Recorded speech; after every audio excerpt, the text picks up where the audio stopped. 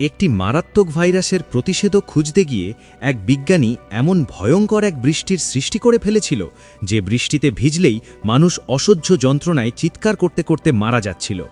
মাত্র কয়েকদিনের মধ্যেই একের পর এক পুরো শহর পৃথিবীর মানচিত্র থেকে মুছে যেতে শুরু করে। তবে এই ভয়াবহ ঘটনার শুরু হওয়ার আগের গল্পই এখানে বলা হচ্ছে। ডেনমার্কের একটি ইউনিভার্সিটিতে সিমন নামের এক তরুণী তার পরীক্ষার জন্য তাড়াহুড়ো করে ক্লাসে যাচ্ছিল। ঠিক তখনই হঠাৎ করে তার বাবা ফেডরিক সেখানে হাজির হয় এবং কিছু না বলেই সিমনকে ধরে গাড়িতে তুলে নেয়। গাড়ির ভেতরে আগে থেকেই সিমনের ছোট ভাই রেসমাস আর তার মা বসেছিল। ফেডরিক ভীষণ আতঙ্কিত ছিল এবং কোনো ব্যাখ্যা না দিয়েই প্রচণ্ড গতিতে গাড়ি চালাতে থাকে। সে তাদের নিয়ে যাচ্ছিল জঙ্গলের ভিতরে অবস্থিত একটি গোপন বাংকারের দিকে, যেটি তার কোম্পানি অ্যাপোলো তৈরি করেছিল। এদিকে আবহাওয়াও দ্রুত খারাপ হয়ে যাচ্ছিল, মনে হচ্ছিল যে কোনো মুহূর্তে বৃষ্টি শুরু হবে। ফেডরিকের অতিরিক্ত গতির কারণে সামনে কয়েকটি গাড়ির দুর্ঘটনা ঘটে যায় এবং পুরো রাস্তা বন্ধ হয়ে যায়। লোকজন রেগে গিয়ে ফেডরিকের সঙ্গে ঝগড়া শুরু করলেও সে কারো কথা শোনেনি। সে তৎক্ষণাৎ তার পরিবারকে গাড়ি থেকে নামিয়ে জঙ্গলের ভেতরে দৌড়ে নিয়ে যায়। ঠিক তখনই আকাশ থেকে বৃষ্টির প্রথম ফোঁটাগুলো পড়তে শুরু করে। ফেডরিক নিজের ফিঙ্গারপ্রিন্ট ব্যবহার করে দ্রুত বাংকারের লক খুলে সবাইকে ভেতরে ঢুকিয়ে দেয়। ভেতরে ঢুকে সিমন আর রেসমাস দুজনেই হতবাক হয়ে যায় তাদের বাবা কেন তাদের এখানে এনেছে। তারা কিছুই বুঝতে পারছিল না। বাংকারের ভেতরে ছিল সব ধরনের প্রয়োজনীয় জিনিস, বছরের পর বছর চলার মতো খাবার, পানি এবং নিজস্ব এয়ার প্রসেসিং সিস্টেম। সিমন বাবাকে প্রশ্ন করতে যাবেই ঠিক তখনই ফেডরিক প্রোটেক্টিভ স্যুট পরে বাইরে যাওয়ার প্রস্তুতি নিতে শুরু করে। সে শুধু এটুকুই বলে যে যতক্ষণ না সে ফিরে আসছে ততক্ষণ কেউ যেন বাংকারের বাইরে না যায়। সিমন তাকে আটকাতে চায় এবং সত্যিটা জানতে চায়। তখন ফেডরিক জানায় বাইরে যে বৃষ্টি হচ্ছে তাতে একটি ভয়ঙ্কর ভাইরাস ছড়িয়ে পড়েছে, যার সংস্পর্শে এলেই মানুষ কয়েক সেকেন্ডের মধ্যে অসহ্য যন্ত্রণায় মারা যাচ্ছে। এই ভাইরাসের চিকিৎসা খুঁজে বের করতে পারে এমন একমাত্র মানুষ সে নিজেই, তাই তাকে দ্রুত কোম্পানির হেডকোয়ার্টারে যেতে হবে। যাওয়ার আগে সে সিমনকে বলে যায় রেসমাসের বিশেষ খেয়াল রাখতে, কারণ ভবিষ্যতে ছেলেটাই সবকিছু বদলে দিতে পারে। সিমন তখনও পুরো বিষয়টা বুঝে উঠতে পারেনি, কিন্তু ফেডরিক বাংকার ছেড়ে চলে যায়। কিছুক্ষণ পর সিমন তার ফোনে ইন্টারনেট চালু করে খবর দেখতে গিয়ে হতবাক হয়ে যায়। চারদিকে শুধু মৃত্যু, ধ্বংস আর আতঙ্কের দৃশ্য। রাস্তায় রাস্তায় মানুষ পড়ে যাচ্ছে, চিৎকার করছে আর বৃষ্টিতে ভিজে যন্ত্রণায় মারা যাচ্ছে। ভয়ে কাঁপতে কাঁপতে সিমন তার ভাইয়ের সঙ্গে কথা বলতে শুরু করে। তখন তাদের মা বলে তারা এখন নিরাপদে আছে এবং যাই হোক না কেন বাইরে যাওয়া যাবে না। ঠিক সেই সময় হঠাৎ বাংকারের দরজায় কেউ জোরে জোরে ধাক্কা দিতে থাকে। রেসমাস মনে করে হয়তো বাবা ফিরে এসেছে। মা তাকে বাধা দিলেও সে কথা শোনে না এবং দরজা খুলে দেয়। দরজা খুলতেই বাইরে বৃষ্টিতে ভেজা এক লোক মাটিতে লুটিয়ে পড়ে। তার চামড়া পুড়ে যাচ্ছিল এবং সে যন্ত্রণায় কাতরাতে কাতরাতে রেসমাসকে বাইরে টেনে নেওয়ার চেষ্টা করে। ঠিক তখনই রেসমাসের মা দ্রুত ছেলেকে ভেতরে টেনে নেয় এবং নিজে সেই লোকটিকে ঠেলে দিয়ে বৃষ্টির মধ্যে বেরিয়ে যায়। বৃষ্টিতে ভিজতেই সে নিজেও সংক্রমিত হয়ে যন্ত্রণায় ছটপট করতে থাকে। তবুও তার সবচেয়ে বড় চিন্তা ছিল সিমন আর রেসমাসকে নিয়ে। সে তাদের বলে যায় যেন তারা একে অপরের খেয়াল রাখে। এরপর সিমন কাঁদতে কাঁদতে দরজা বন্ধ করে দেয় এবং বাবাকে ফোন করার চেষ্টা করতে থাকে, কিন্তু ফেডরিকের সঙ্গে কোনোভাবেই যোগাযোগ হয় না। এতে তার ভয় আরও বেড়ে যায়। ঠিক তখনই তার বাবার কথা মনে পড়ে। রেসমাসের সামনে সবকিছু স্বাভাবিক দেখাতে হবে, এই কথাই তাকে শক্ত থাকতে সাহায্য করে। সিমন বাংকারের সব সিস্টেম পরীক্ষা করতে শুরু করে এবং জানতে পারে শহরের ভেতরে অ্যাপোলো কোম্পানির তৈরি আরও অনেক বাংকার রয়েছে। সে সেগুলোর সঙ্গে যোগাযোগের চেষ্টা করলেও কোনো ফল পায় না। পরে বাংকারের জিনিসপত্রের মধ্যে একটি রেডিও খুঁজে পায় এবং সেটির মাধ্যমে এক ব্যক্তির সঙ্গে যোগাযোগ করে যে নিজের বাড়ির বেসমেন্টে লুকিয়েছিল। বাইরে পরিস্থিতি ছিল ভয়াবহ এবং অনেক মানুষকে কাছের হাসপাতালে নিয়ে যাওয়া হচ্ছিল।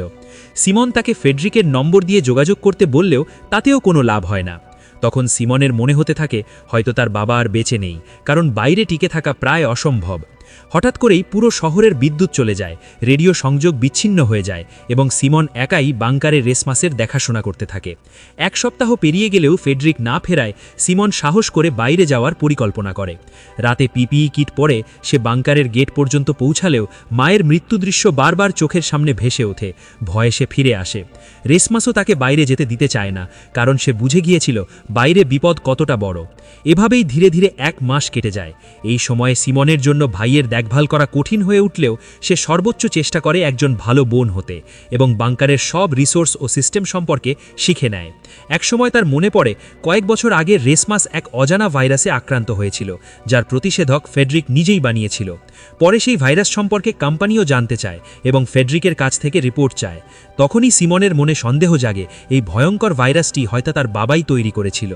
দেখতে দেখতে প্রায় 6 বছর কেটে যায়, কিন্তু ফেডরিকের কোনো খবর মেলে না। রেসমাস বড় হয়ে বাইরে খাবার খুঁজতে যেতে চায়, কারণ বাংকারের খাবার প্রায় শেষ হয়ে গিয়েছিল। সিমন প্রথমে রাজি না হলেও ভাবে পরিস্থিতি যাচাই করা জরুরি। এক রাতে রেসমাস ঘুমিয়ে পড়লে সিমন পিপিই কিট পরে বাইরে বেরিয়ে যায়। বাইরে গিয়ে সে আবার মায়ের ভয়ঙ্কর দৃশ্য দেখতে পায়, তবে এবার নিজেকে সামলে এগিয়ে যায়। সে দেখে তার মায়ের দেহ এখন শুধু কঙ্কাল হয়ে পড়ে আছে। চারদিকে ভাঙাচোরা গাড়ি, জঙ্গলে ঢাকা রাস্তা, সব কিছু উপেক্ষা করে সে সেই হাসপাতালে পৌঁছায় যেখানে একসময় মানুষদের নিরাপদে রাখা হয়েছিল। বহুবার ডাক দিয়েও কোনো সাড়া না পেয়ে ভেতরে ঢুকে দেখে সর্বত্র ধ্বংস আর লাশ ছড়িয়ে রয়েছে। হঠাৎ একটি নেকড়ে সামনে চলে এলে প্রাণ বাঁচাতে সে একটি ঘরে লুকিয়ে পড়ে। সব শান্ত হলে সে ধীরে ধীরে বেরিয়ে বাংকারে ফিরে আসে এবং রেসমাসকে জানায় যে বাইরে পরিস্থিতি আরও ভয়াবহ হয়ে গেছে। বেঁচে থাকতে হলে তাদের অন্য কোনো বাংকারে যেতে হবে। পরদিন তারা নতুন বাংকার খোঁজার সিদ্ধান্ত নেয়, কিন্তু রাতে হঠাৎ বাংকারের অক্সিজেন লেভেল কমতে শুরু করে। কিছু বুঝতে না আগেই সিমন অজ্ঞান হয়ে যায়। ভাগ্যক্রমে রেসমাস অ্যালার্মের শব্দ শুনে তাকে নিয়ে বাইরে বেরিয়ে আসে। অবাক করার বিষয় ছিল পিপিই কিট ছাড়াই তারা বাইরে থাকতে পারছিলেন, কিন্তু ঠিক তখনই কিছু লোক বন্দুক তাক করে তাদের ধরে ফেলে। এই লোকেরাই আগে সিমনকে বাইরে দেখেছিল এবং পরে বাংকারের অক্সিজেন বন্ধ করে দেয়। তারা দুজনকে আটকে রেখে খাবার লুট করতে চাইলেও কিছুই পায় না। ক্ষুব্ধ হয়ে তাদের নেতা মার্টিন চলে যেতে উদ্যত হলে সিমন একটি গ্লাসে লিখে জানায় সে জানে খাবারের মজুদ কোথায় আছে, আর ইচ্ছে করেই সে অন্য বাংকারের মানচিত্র ভেঙে ফেলে। এখন মার্টিনের সামনে আর কোনো বিকল্প ছিল না, কারণ যদি তার রেশন দরকার হয় তাহলে সিমন আর রেশমাসকে বাইরে বের করতেই হবে। অন্য বাংকারগুলোর অবস্থান একমাত্র সিমনের মাথার ভেতরেই ছিল। ঠিক সেই সময় মার্টিনের চোখ পড়ে সিমনের দিকে, আর সে নিজের অতীতের কথা মনে করতে শুরু করে। একসময় সে একজন সৈনিক ছিল। তখন তাকে আদেশ দেওয়া হয়েছিল একটি ব্রিজে পাহারা দিতে, যেন সংক্রমণ ছড়িয়ে না পড়ে এবং শহর থেকে কেউ বেরোতে না পারে। আপনি যদি এতদূর এসে থাকেন তাহলে নিশ্চয়ই গল্পটা আপনার ভালো লাগছে, তাই একটা লাইক আর সাবস্ক্রাইব তো প্রাপ্যই।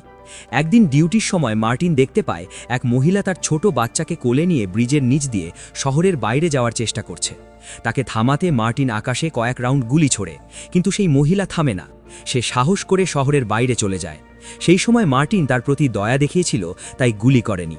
কিছুক্ষণ পর তার সঙ্গীরা তাকে কাছের একটি টেন্টে ডাকে, যেখানে সব সৈনিকরা থাকত। সেখানে গিয়ে মার্টিন জানতে পারে যে মহিলাকে সে যেতে দিয়েছিল সে আসলে সংক্রমিত ছিল। তার যাওয়ার পর থেকেই টেন্টে থাকা অনেক মানুষ সংক্রমণে মারা গেছে। এই কথা শুনে মার্টিন সম্পূর্ণ ভেঙে পড়ে।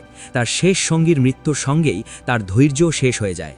সেই মুহূর্তেই সে সিদ্ধান্ত নেয় আর কখনো কাউকে বিশ্বাস করবে না, পরিস্থিতি যাই হোক না কেন। তার কাছে তখন থেকে একটাই নিয়ম ছিল, বেঁচে থাকা। এই সব স্মৃতি মনে করে মার্টিন বর্তমান সময়ে ফিরে আসে এবং সিমনের প্রস্তাব সরাসরি প্রত্যাখ্যান করে। কিন্তু বাস্তবতা ছিল তাদের কাছে এক ফোঁটাও খাবার নেই, আর খাবার ছাড়া বেশি দিন টিকে থাকা সম্ভব নয়। শেষ পর্যন্ত বাধ্য হয়েই মার্টিন সিমনের কথায় রাজি হয়। সে সিমন আর রেশমাসকে মুক্ত করে নিয়ে বাইরে বেরিয়ে যায়।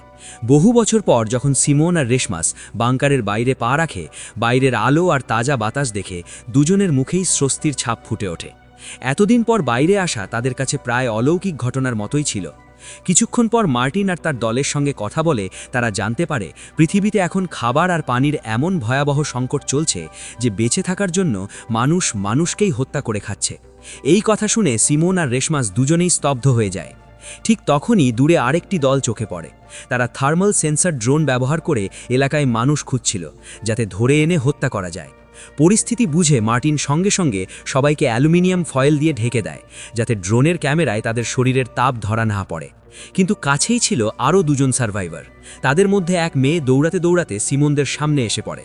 সিমন তার সাহায্য করতে চাইলেও মার্টিন কড়াভাবে নিষেধ করে। তার মতে অচেনা কাউকে সাহায্য করা পুরো দলের জন্যই বিপজ্জনক হতে পারে। কিন্তু ঠিক সেই মুহূর্তে মার্টিনের দলের মেয়ে বিট সিমনের পাশে দাঁড়ায়। কোনো কিছু না ভেবেই দুজনে সেই মহিলার প্রাণ বাঁচাতে তার পেছনে দৌড়ায়। দৌড়াতে গিয়ে সে মহিলা একটি ছোট নদীর ধারে পিছলে পড়ে যায়। পেছন থেকে আসা কয়েকজন লোক তাকে মারতে উদ্যত হয়। ঠিক তখনই মার্টিন সেখানে পৌঁছে যায় এবং এক মুহূর্ত দেরি না করে সেই দুজনকে গুলি করে ফেলে। কারণ যাই হোক না কেন, মার্টিন নিজের টিমকে কখনো একা ছেড়ে যায় না। কিন্তু নদীর পানিতে পড়ার কারণে সেই মহিলা ইতিমধ্যেই সংক্রমিত হয়ে গিয়েছিল। বাধ্য হয়েই মার্টিন তাকেও গুলি করতে বাধ্য হয়। এই ঘটনা সিমনের জন্য ভীষণ মানসিক আঘাত ছিল। তখনই সে বুঝে যায় শুকনো জমিতে থাকা তুলনামূলক নিরাপদ হলেও বৃষ্টি বা জমে থাকা পানির সংস্পর্শ এখনও মারাত্মক বিপদ ডেকে আনতে পারে। সামান্য স্পর্শেই সংক্রমণ ছড়াতে পারে। এই ঘটনার পর সিমন সবাইকে নিয়ে আরেকটি বাংকারের দিকে রওনা দেয়, যার অবস্থান তার মনে ছিল। সেখানে পৌঁছাতে প্রায় একদিন সময় লাগবে বলে তারা সিদ্ধান্ত নেয় রাতের আগে কাছের একটি বাড়িতে থামার। বাড়ির ভেতরে তারা মৃত শিকারীদের কিছু অস্ত্র, কাপড় আর অল্প কিছু সরঞ্জাম পায়। পাশাপাশি কয়েক বোতল পরিষ্কার পানিও ছিল। জন সেই পানি তার অসুস্থ সঙ্গী লিয়াকে খেতে দেয়। তাদের পারস্পরিক যত্ন দেখে সিমনের মুখে হাসি ফুটে ওঠে। শুরুতে সে শুধু তাদের সাহায্যে পরের বাংকার পর্যন্ত পৌঁছতে চেয়েছিল, কিন্তু এখন তার মনে হয় এই মানুষগুলো আসলে খারাপ নয়। ধীরে ধীরে সিমন সত্যি মার্টিন আর তার দলের পাশে দাঁড়াতে চায়। পরদিন সকালে তারা আবার যাত্রা শুরু করে। পথে হঠাৎ রেশমাসের পা পানি ভরা একটি গর্তে পড়ে যায়। এটা দেখেই মার্টিন সঙ্গে সঙ্গে বন্দুক বের করে তাকে গুলি করতে উদ্যত হয়। ঠিক তখনই সিমন সামনে এসে দাঁড়িয়ে তাকে থামায়। সে দ্রুত রেশমাসের জুতো খুলে মোজা পরীক্ষা করে। আশ্চর্যের বিষয়, মোজাটা পুরোপুরি শুকনো ছিল, অর্থাৎ রেশমাসের জুতো ছিল ওয়াটারপ্রুফ আর তার কোনো সংক্রমণ হয়নি। এটা দেখে মার্টিন স্বস্তির নিঃশ্বাস ফেলে বন্দুক নামিয়ে রাখে। এরপর সবাই একসঙ্গে এগিয়ে চলে এবং অবশেষে সেই দ্বিতীয় বাংকারে পৌঁছে যায়।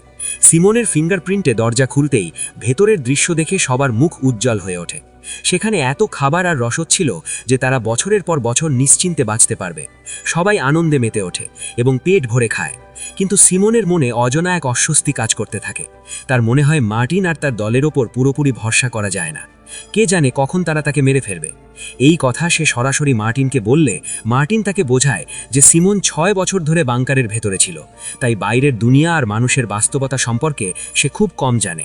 মার্টিন আসলে খারাপ মানুষ নয়, কিন্তু বর্তমান সময়ে কাউকে বিশ্বাস করা সত্যিই কঠিন। তবুও সিমন তার কথায় কান না দিয়ে বাংকারের ভেতরে চলে যায়। সেখানে সে দেখে একটি ফোন চার্জ হচ্ছে, যার স্ক্রিনে সিমন আর রেশমাসের ছোটবেলার ছবি। ফোনটি আসলে তার বাবা ফেডরিকের ছিল, যে আগের বাংকার ছেড়ে এই নতুন বাংকারে কিছু সময়ের জন্য এসেছিল। সিমন সঙ্গে সঙ্গে রেশমাসকে নিয়ে ফোনটি চেক করে এবং সেখানে ফেডরিকের একটি ভিডিও পায়। ভিডিওতে ফেডরিক জানায় সে সুইডেনের একটি হেডকোয়ার্টারে এই সংক্রমণের প্রতিষেধক বা অ্যান্টিডোট তৈরি করতে যাচ্ছে। এই ভিডিও দেখেই সিমনের মনে আশা জাগে, তার বাবা হয়তো এখনও বেঁচে আছে। সে রেশমাসকে নিয়ে সুইডেন যাওয়ার সিদ্ধান্ত নেয় এবং এই কথা মার্টিনকেও জানায়। সিমন আশা করেছিল মার্টিন তাদের সাহায্য করবে, কিন্তু মার্টিন স্পষ্টভাবে না বলে দেয়। তার মতে বাংকারে তারা সম্পূর্ণ নিরাপদ, অথচ সুইডেন পৌঁছতে হলে শহরের ভিতর দিয়ে যেতে হবে, যেখানে অসংখ্য হান্টার লুকিয়ে থাকতে পারে। মার্টিনের ধারণা ছিল ফেডরিকের ভিডিও 6 বছর পুরনো, আর এতদিনে সে হয়তো মারা গেছে। যদি সে সত্যিই প্রতিষেধক বানাতে সফল হতো তাহলে মার্টিন নিশ্চয়ই তার খবর পেত। কিন্তু সিমন এসব কথা উপেক্ষা করে কিছুদিনের রেশন নিয়ে রেশমাসের সঙ্গে বাংকার ছেড়ে বেরিয়ে যায়। বিট ও জন আর লিয়াকে নিয়ে তাদের পেছনে যাওয়ার সিদ্ধান্ত নেয়, কারণ বিট সত্যিই সিমনের পাশে দাঁড়াতে চেয়েছিল। লিয়া বুঝে গিয়েছিল সিমনের কারণেই সে এই বাংকারে এসে নিরাপদে থাকতে পেরেছে। অতীতে মার্টিন আর প্যাট্রিক একসময় জন, লিয়া আর বিটকেও মারতে চেয়েছিল, কারণ তখন তারা একে অপরকে চিনত না এবং একই পরিস্থিতিতে আটকে পড়েছিল। লুট করার উদ্দেশ্যে মার্টিন আর প্যাট্রিক তাদের ধরে ফেলে, আর নিজের প্রাণ বাঁচাতে বিট একটি গোপন ঘাঁটির কথা জানায়, যেখানে প্রচুর খাবার মজুদ ছিল। পরে মার্টিন সেই জায়গায় সবাইকে নিয়ে যায় এবং একসাথে খেয়ে তারা বুঝতে পারে একসাথে থাকলে সত্যিই ভালো লাগে। সেই রাতেই বিট মার্টিনকে অনুরোধ করে তাদের সুরক্ষা দিতে, আর মার্টিন তাতে রাজি হয়। বর্তমান সময়ে সিমন আর রেশমাস জানত না যে জন, লিয়া আর বিট তাদের পেছনে আসছে। শহরের কাছে পৌঁছে তারা দেখে একটা বাস রাস্তা আটকে আছে। ক্লান্ত হয়ে তারা বাসের ভেতরে একটু বিশ্রাম নেয়। কিছুক্ষণ পর বাইরে মানুষের ছায়া দেখতে পেয়ে তারা ভয়ে জমে যায়। পরে বোঝা যায় তারা আসলে বিট, জন আর লিয়া। সিমন তাদের দেখে খুশি হয় এবং বাংকারে নিরাপদে থাকার কথা বললেও তিনজনই তার সঙ্গে থাকার সিদ্ধান্ত নেয়। তারা কাছের একটি নিরাপদ জায়গায় গিয়ে খাবার খেতে বসে, কিন্তু হঠাৎই সেখানে অনেক হান্টার এসে পড়ে। বাধ্য হয়ে সবাইকে পালাতে হয়।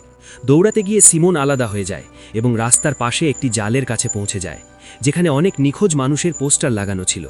দৃশ্যটা দেখে তার মন ভেঙে যায়। জালের ওপারে সে একটি ছোট বাচ্চাকে একা দাঁড়িয়ে থাকতে দেখে। ঠিক তখনই আকাশে বৃষ্টি নামার আভাস দেখা যায়। এখন তাদের ভবিষ্যৎ কি? তারা বৃষ্টির আগে কোনো নিরাপদ জায়গায় পৌঁছতে পারবে কিনা? এসব জানতে লাইক আর সাবস্ক্রাইব করতে ভুলবেন না। দেখা হবে পরের ভিডিওতে।